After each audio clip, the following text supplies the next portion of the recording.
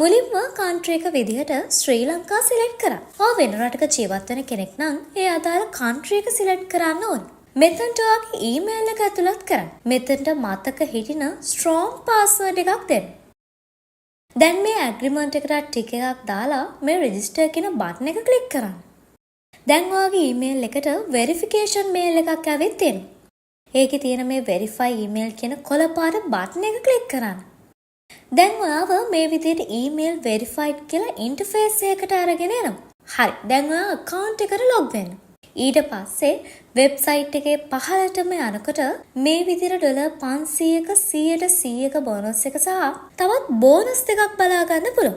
ඉතින් මේ බෝනස් එක ගන්න කොහොමද කියලා අපි වීඩියෝ එකේ අන්තිමටම බලමු. ඉතින් ඔයා මුලින්ම මේ පෙනෙන ප්‍රොෆයිල් අයිකන් එක ක්ලික් කරලා ප්‍රොෆයිල් එකට එන්න ඕනේ.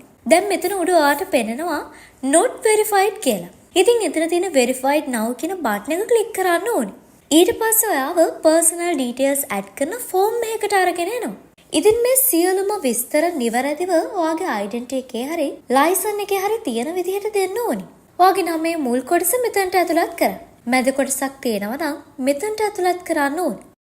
දැන් නමේ අවසාන කොටස. මෙතනට ඔයාගේ birthday එක ලබා දෙන්න. මෙතනට ඔයාගේ phone number එක add කරන්න ඕනේ. එතනදී මුලින් තියෙන බිඳුව නැතුව ඇතුළත් කරන්න. දැන් මේ continue බටන් එක ක්ලික් කරන්න ඕනේ. මෙතන ඔයා කලින් සිලෙක්ට් කරපු country එක automatically select වෙලා තියෙනවා. අපිට address verification එකක් කරගන්න තියෙන හින්දා ඔයාගේ නිවැරදිම address එක ලබා දෙන්න ඕනේ. city එකට ඔයා ඉන්න town එක ලබා දෙන්න. street number එකට ඔයා ඉන්න street එක ලබා දෙන්න. අංකයක් නැතුව නමක් නම් තියෙන ඒක උනත් කමක් නැහැ. postal code එකට ඔයාගේ ළඟම post office එකට අදාළ postal code එක දෙන්න ඕනේ. ඉතින් ඔයාට අදාළ postal code එක ඔයා දන්නේ නැත්නම් ඔයාගේ post office එක තියෙන town එකේ නම type කරලා postal code කියලා Google එකේ search කරන්න. උදාහරණයක් විදිහට මම පයාගල postal code කියලා search කරනවා. search කරලා code එක add කරගන්නවා. ඊට පස්සේ ඔයාගේ financial details දෙන්නයි තියෙන්නේ. එතන මුලින්ම අහන්නේ ඔයාට forex ගැන දැනුමක් තියෙනවද කියලා. තියෙනවා නම් yes කියන බටන් එක ක්ලික් කරන්න. නැත්තම් no කියලා දීලා මෙතනට ටික් එකක් දාලා continue කරන්න.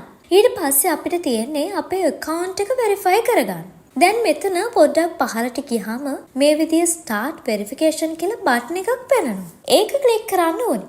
ඊට පස්සේ මේ විදිහට load වෙලා අලුත් interface එකකට එනවා. දැන් මෙතන තියෙන agreement එකට ටික් එකක් දාලා verify me කියන බටන් එක ක්ලික් කරන්න. මෙතනට ඔයා upload කරන document type එක select කරගන්න ඕනේ. ඊට පස්සේ අප්ලෝඩ් බටන් එක ක්ලික් කරලා ડોකියුමන්ට් එක අප්ලෝඩ් කරගන්න. ඔයා ID එකේ ෆොටෝ එකක් අප්ලෝඩ් කරනවා නම් ID එකේ දෙපැත්තම එක ෆොටෝ එකකට හදලා අප්ලෝඩ් කරන්න ඕනේ. ඊට පස්සේ ඔයාගේ ඇඩ්‍රස් එක වෙරිෆයි කරගන්නයි තියෙන්නේ. මෙතනදී ඔයාගේ නමට එන ඇඩ්‍රස් එකක් තියෙන මොකක්ම හරි බිල් එකක් හරි බැංක් ස්ටේට්මන්ට් එකක් හරි අප්ලෝඩ් කරන්න ඕනේ. ඔයා ඔන්ලයින් බැංකින් යූස් කරනවා නම් මාස්පතා ඊමේල් එකක් විදිහට බැංක් ස්ටේට්මන්ට් එකක් එනවනේ. ඒකේ ෆොටෝ එකක් අප්ලෝඩ් කරන්න. හරි. දැන් අපේ වෙරිෆිකේෂන් process එක නම් ඉවරයි. පැය කිහිපයක් ඇතුළත මේ විදිහට ඔයාගේ account එක verify වෙනවා.